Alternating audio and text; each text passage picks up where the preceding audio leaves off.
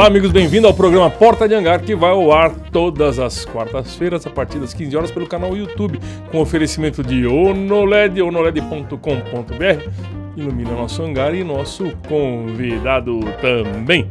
Não se esquece de se inscrever no canal, de dar o seu joinha, manda o seu recado, fala com a gente que a gente responde, só não respondemos coisa de gente mal educada que fala palavrão e fala besteira na nossa caixa de mensagens. O nosso amigo que está aqui hoje é um cara que já passou por aqui, todo mundo conhece bem ele, inclusive das redes sociais, é um cara que faz a diferença na aviação. Ele já foi piloto da Esquadrilha da Fumaça e hoje em dia voa helicóptero.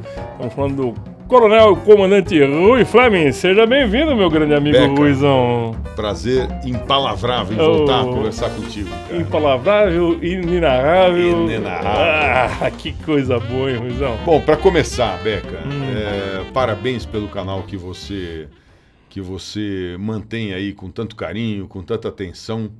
Esse Porta do Hangar, ele traz informações fantásticas para quem já está na aviação, para quem está querendo iniciar os passos na aviação.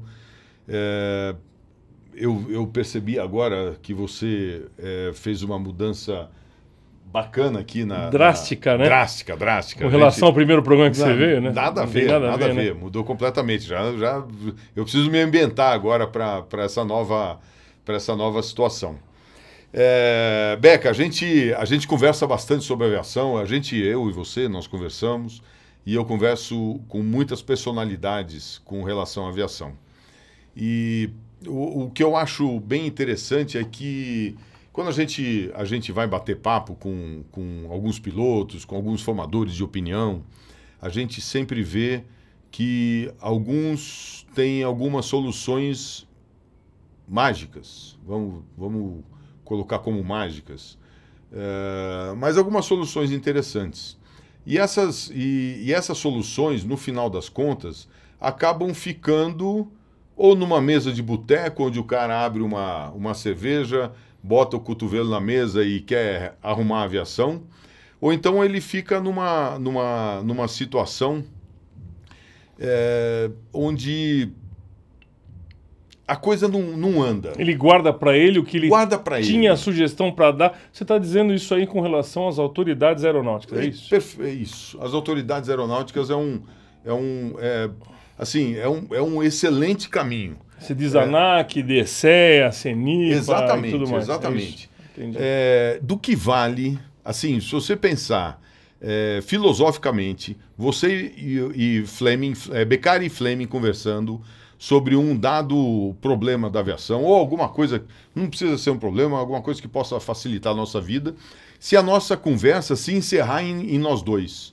A coisa não adiantou nada, né? A coisa não anda. Com certeza, com certeza é isso. Então, o bate-papo daqui hoje, meu prezado ouvinte, você que é fã do Beccari, do canal aqui, Porta de Hangar, a minha sugestão é que você vá até o final desse vídeo e perceba quanta coisa, de repente, está dentro de você, dentro da sua operação, dentro da sua maneira de ver a aviação, e você tem essa capacidade de mudança.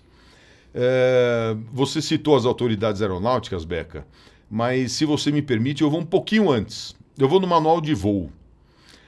Vira e mexe, quem opera uma máquina mais complexa ou não, você vê que o fabricante ele faz alguma alteração no manual, uma atualização no manual, onde a gente é obrigado a fazer essa atualização. Da onde vem essa história? Você já tem mais de uma semana que está na aviação. Mais de uma provavelmente semana. Os nossos telespectovintes também. Telespectovintes também tem mais de uma semana na aviação. E certamente você, os espectadores e eu já ouvimos aquela história. No manual está escrito assim, mas eu faço assado. Por quê? Né? Por que o cara faz assado? Por que essa diferenciação? Se os caras estudaram para fazer aquele alguém manual. Colocou lá no manual daquela forma, mas aí chega um sujeito e fala, não, dá para fazer diferente. Rococó. Das duas, uma. Ou o sujeito é egoísta o suficiente para tratar desse assunto só no grupo dele, conversar com os amigos para dizer que aquele jeito não está certo e fazer de um jeito diferente. Ou o sujeito não andou um passo além. E o passo além normalmente é o que soluciona isso. As atualizações de manuais, elas acontecem pelo próprio fabricante e principalmente por interferência dos operadores. Então você percebe que algo pode ser mudado, sei lá, uma besteira qualquer, sei lá. Quando é que você vai acender a luz de pouso? O que existe, né? O que existe? Normalmente, o fabricante também não tem a última palavra. Alguns pilotos fazem as adaptações boas para a aviação, é isso? Sempre fazem. Então, ou o cara é egoísta, ou falta ele, assim, a capacidade de comunicação, de se comunicar com o fabricante da máquina que ele opera. A parte de, assim, ler o manual, ler como é que funcionam os sistemas e, principalmente, operar dentro das limitações é fundamental. Agora, muito provavelmente, quando um sujeito quando um piloto, um operador, encontra uma forma diferente de fazer aquilo que está escrito no manual, ele tem que, antes de falar assim, eu faço assado, em vez de fazer assim como está no manual, ele tem que perguntar ele tem que conversar com as pessoas, os personagens. O primeiro personagem, provavelmente um piloto mais antigo, talvez que ele esteja operando há mais tempo aquela máquina, ele possa dizer por que é feito daquela forma. Se não encontrou a resposta, vai no mecânico. O mecânico normalmente... Sempre sabe. É impressionante como os caras... Eles conhecem mais a fundo Sim, eles mexem no coração da máquina. No coração da máquina. Pode ser que ele resolva a questão. Se esses dois personagens não resolverem, manda uma mensagem sem adjetivação, com termos técnicos, para o fabricante da máquina.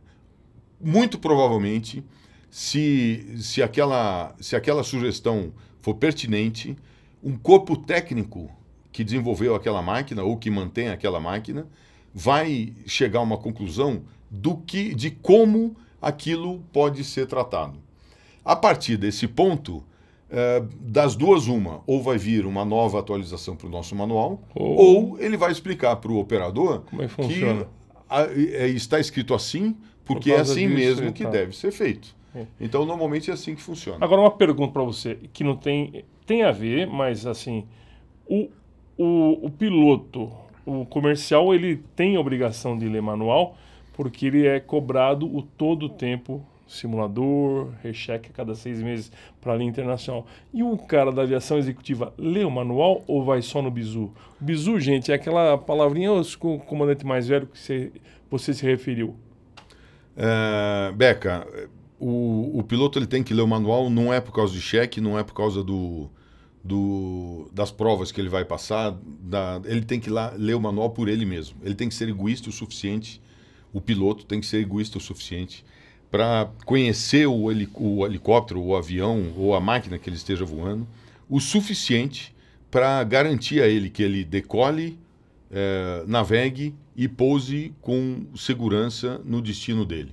Então, a leitura do manual, independente de RBAC 121, 135, 91 ou qualquer outro RBAC, operação de agrícola, operação de escolas, é fundamental. Dizem, já disseram no passado, você já deve ter ouvido essa história, a pessoa tem duas coisas para fazer na vida, ou estudar ou ser piloto.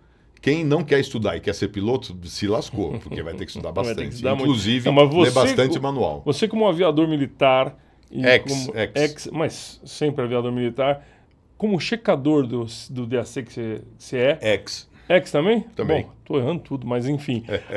Você já foi checador do DAC, você sentiu falta das pessoas que foram ser checadas? Estudo do manual? Isso é uma pergunta importante, porque tem muita gente que fala, não, o cara voa um Baron, voa um Seneca, voa um Navajo. 3 aviões totalmente diferentes um do outro, tá? cada um com os seus macetes. E o cara fala, mas eu vou na Varjo, eu também vou voar Scenic e vou voar Barlow. Quando eu fazia meus cheques, eu conversava antes com o piloto e pedia que ele se atualizasse o suficiente.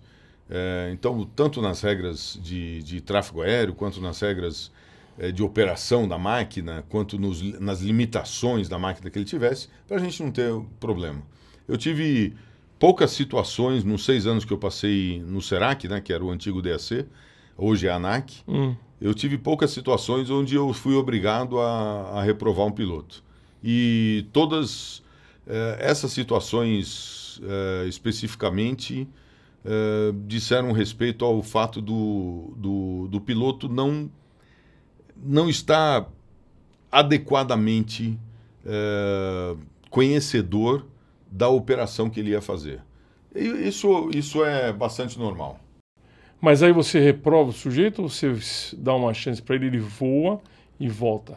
Eu não sei como é que funciona, não sei como é que funciona hoje, mas já aconteceu uma coisa e outra. Entendi. Você dá a chance pro cara. Já aconteceu. Porque às vezes o cara tá nervoso. A gente está falando de 20 anos atrás. Claro, né? Claro. Mas é importante não falar sei de como 20 é que anos funciona. Para saber como é que está hoje. Eu faço meus cheques. Em homenagem a você, passou um helicóptero aí em cima. Eu faço meus cheques rotineiramente a cada ano, cheque de equipamento, cheque de IFR.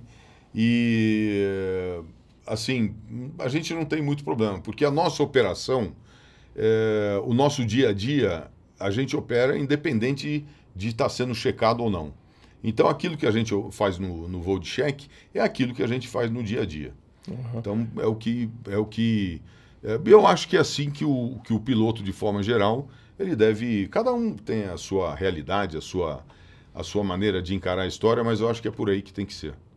Com relação ao DCEA, você tem exemplos onde a argumentação de aviadores mudaram algo importante na aviação? Beca, excelente questionamento. A gente está falando aqui de como um aviador pode mudar alguma coisa que esteja escrito dentro do manual dele, de operação da máquina que ele opera, mas você citou aqui logo no início que a gente tem outros caminhos onde o aviador pode colocar a sua opinião.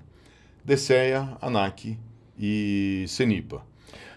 Antes de você continuar, você acha que esses 3 órgãos se conversam? Eu acho que se eles não se conversam o suficiente, eles têm que abrir caminho para se conversar. Então, para isso começar a acontecer.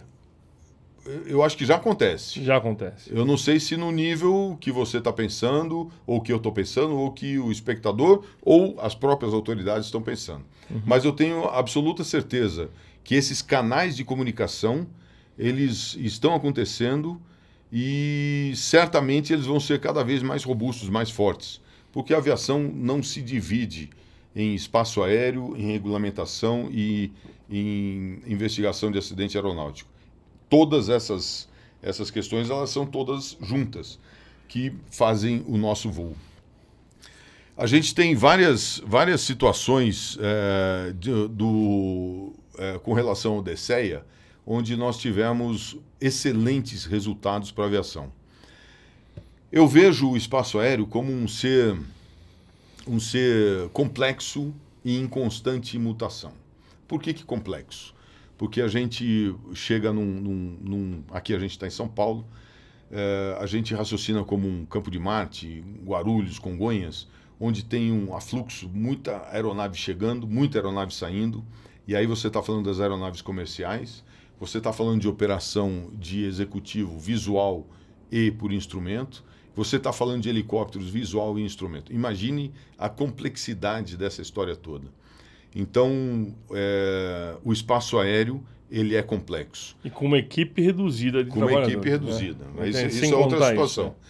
Agora... desculpa, eu te falo isso porque muitas vezes as pessoas comparam o espaço aéreo americano com o nosso. O espaço americano, 10 controladores controlam um avião lá no exemplo, não sei o número, mas é muito mais folgado para o cara que opera na torre do que aqui. Eu não sei exatamente como é que funciona lá fora, eu já operei algumas vezes lá fora, muitos anos atrás, E nunca operei na Europa, mas eu tenho a impressão de que é alguma coisa diferente. Mas eu estou falando da minha realidade aqui no Brasil. Claro, só dando um exemplo. Então, a história de ser complexo é complexo porque a gente tem nos grandes centros urbanos, uma cidade como São Paulo, por exemplo, a gente tem tudo quanto é tipo de operação aqui. Então, a autoridade aeronáutica ela tem que proteger as máquinas que operam por instrumentos, e isso é regra número 1. Ela tem que dar fluxo, velocidade de fluxo, garantir isso. Os controladores fazem isso baseado naquilo nas descidas que são desenhadas. E não podem esquecer que tem aviões executivas que operam por instrumento e operam visual, e tem helicópteros lá embaixo que operam por instrumento e operam visual também. Então, o helicóptero que está na base mais baixa dessa camada, assim, literalmente falando, a gente procura operar de forma a não fazer barulho para o público, para a população que vive lá embaixo, e a gente não pode interferir nas máquinas que voam IFR acima da gente. Então, a gente voa dentro de um sanduíche. E cada um puxa a sardinha para o seu lado. Puxar a sardinha para o seu lado, Beca, significa cumprir os requisitos operacionais de cada uma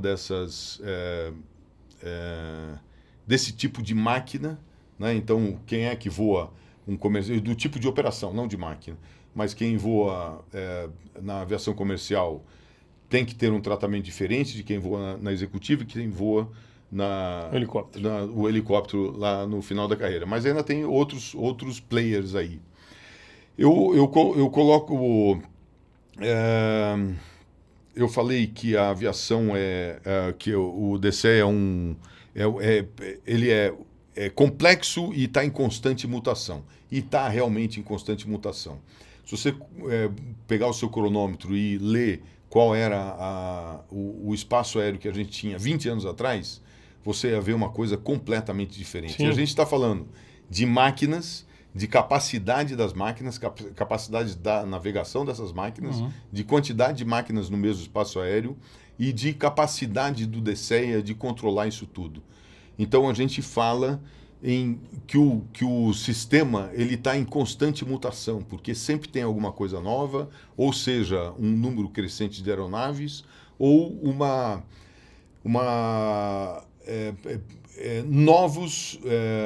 novos equipamentos para serem instalados nas máquinas, para serem instalados no pessoal de chão, que vai fazer isso tudo acontecer de forma mais harmônica possível. O interessante é que a gente tem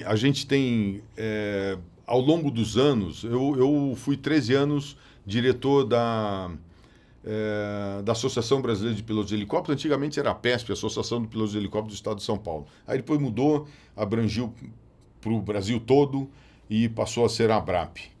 E eu trabalhei 13 anos lá como diretor, e como diretor realmente atuante. Então nós mudamos coisas assim. Se eu começar a falar, você tem até amanhã para a gente falar? A gente pode falar até amanhã. A gente divide o programa em 100 capítulos. Eu vou resumir algumas coisinhas interessantíssimas. Eu vou pedir para você fazer isso daqui a pouco. A gente vai no intervalo primeiro. A gente já volta, a gente para o intervalo comercial, já voltamos com o Rui Fleming, tá bom? Valeu!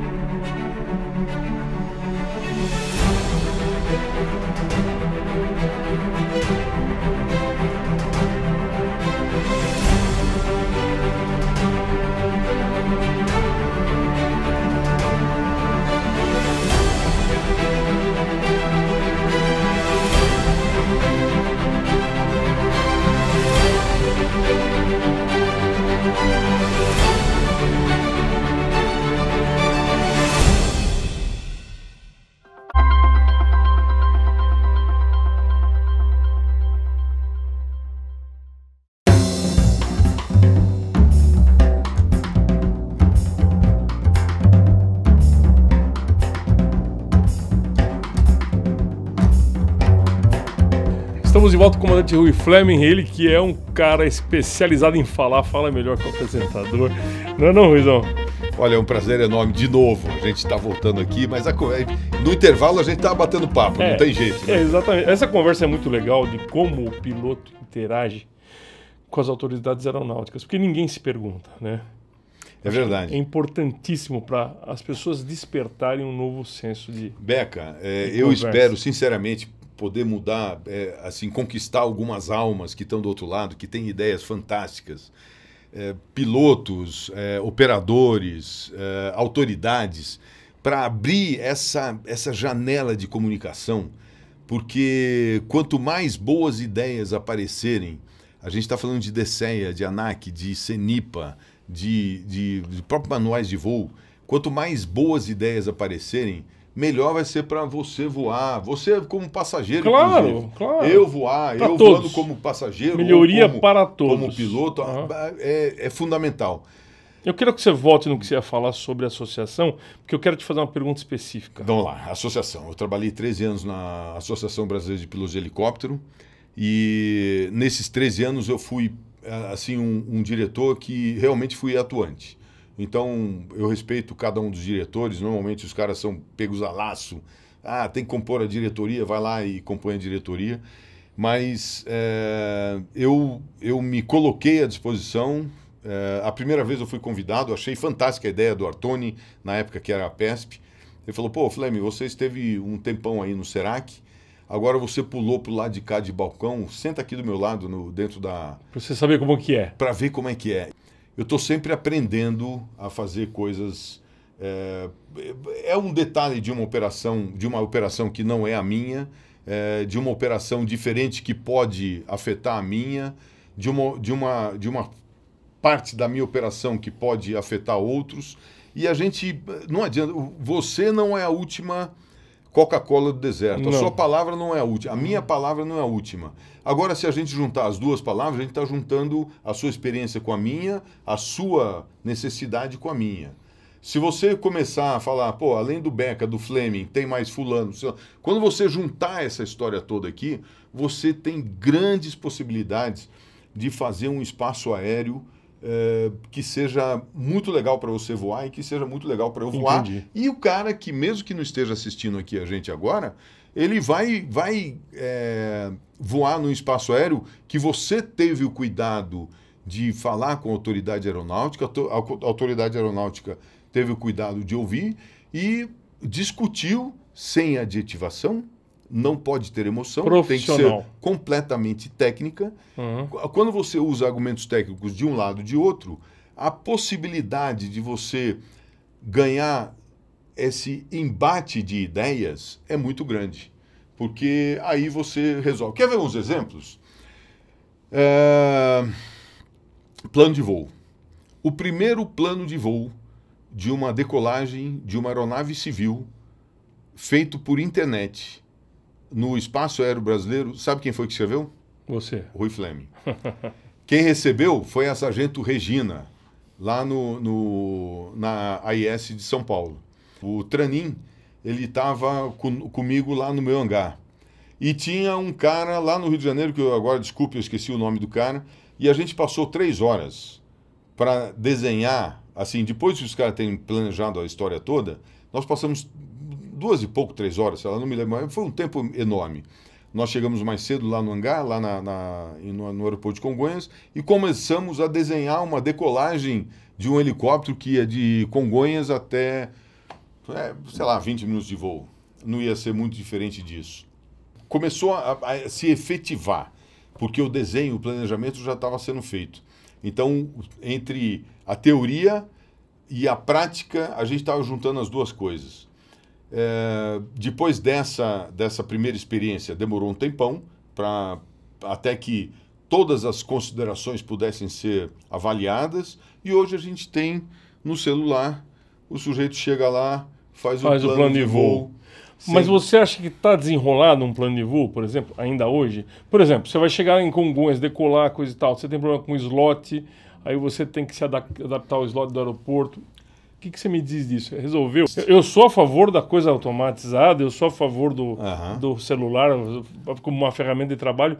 Eu acho que uma das ferramentas mais importantes É o celular hoje em dia. Sem ele, você não faz mais nada. Eu posso te falar uma coisa para você? Qual a situação, na época que você voa bastante, qual a situação que você podia decolar sem plano de voo?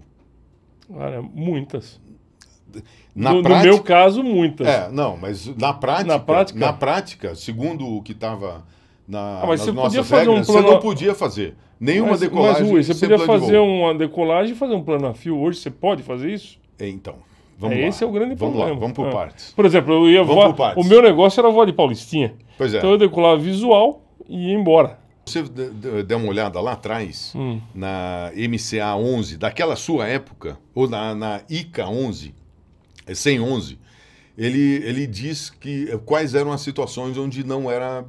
Sim. Onde o plano de voo não precisava ser preenchido. O meu voo era um voo praticamente Mas local, tudo bem. Assim. Então, você está falando da prática e eu estou falando da teoria. Tá. Por que essa sua prática não era colocada dentro da nossa parte teórica?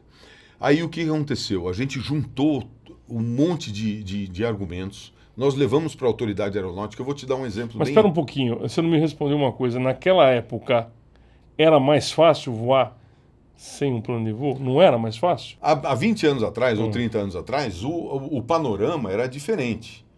A gente não pode raciocinar voar num espaço aéreo congestionado como a gente tem hoje, claro, sim, com a mentalidade de 30 anos atrás. Então a história mudou. Hoje a gente tem vários espaços aéreos restritos que devem ser respeitados. Sim.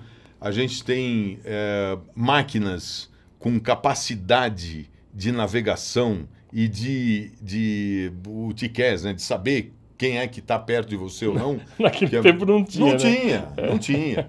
Pô, naquela época era bacana? Maravilha. Mas só que a gente não vive mais naquela época. A gente está nessa época. E nessa época, além de você, tem eu, tem ele, tem um monte de gente voando no mesmo espaço e tem que caber esse pessoal todo. E só vai caber esse pessoal todo se você chegar na autoridade aeronáutica e falar assim, ó, precisamos disso, isso é possível, aquilo não é possível. E aí a autoridade aeronáutica vai comparar, né, com tudo aquilo que está acontecendo e vai dar as melhores soluções. Nós estamos falando em plano de voo. Eu falei que o primeiro plano de voo feito via internet na aviação civil, eu fiz para uma decolagem de helicóptero lá de Congonhas e foi uma operação de batalha. Tinha um monte de gente lá dentro. Hoje, qualquer piloto pega isso aqui porque o DCE entendeu que precisava fazer essa história. As linhas telefônicas eram congestionadas, resolveu o problema. Nós levamos várias vezes os problemas lá para o DCE e o DCE falou, caramba, isso não vai dar certo. Eu preciso resolver para atender esse povo todo que está voando. E resolveram fazer o aplicativo. Funciona. Tem o que melhorar? Tem. Se você pegar a MCA 111, que trata de preenchimento de plano de voo, você vai ver assim um documento que foi feito no estado da arte, é muito lindo, muito bonitinho, mas não é prático. Então precisa tirar um monte de coisa que não são práticas, não servem principalmente nos voos visuais, eu estou falando basicamente de voo visual, não servem para coordenar voo visual, não serve para serviço de busca e salvamento se o cara tiver acidente. Eu já conversei com as autoridades sobre isso. Tem que simplificar, tem que fazer a coisa um pouquinho mais simples. Eu vou te dar um exemplo. A gente, seguindo a MCA antiga, a 111, a gente tinha que fazer um plano de voo, por exemplo, um piloto que fosse decolar do Helicidade, Paulista, passar na Berrine e voltar para a Helicidade, ele tinha que fazer 3 planos de voos que absurdo. Completos. Não é nem notificação, porque na regra estava escrito isso.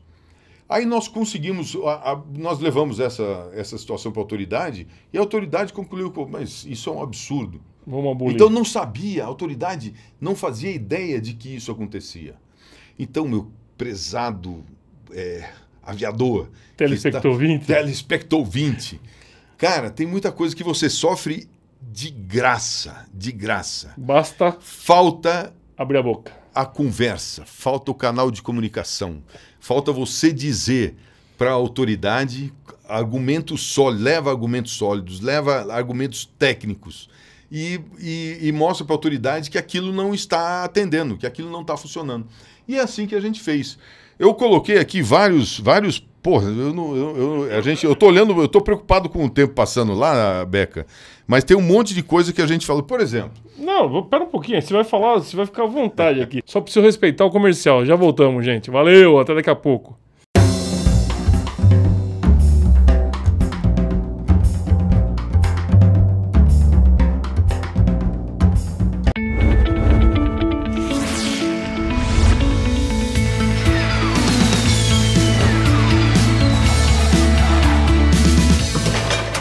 Olá, amigo, seja bem-vindo ao Porta de Hangar, o canal da aviação. No Porta de Hangar temos 2 programas para você, o Porta de Hangar e o PH Radar. No programa Porta de Hangar trazemos pessoas da aviação para dividir as experiências com vocês. No PH Radar você encontra notícias e novidades sobre a aviação. Se inscreva no canal Porta de Hangar, dê o seu joinha, converse com a gente, mande o seu recado. Porta de Hangar, o canal da aviação.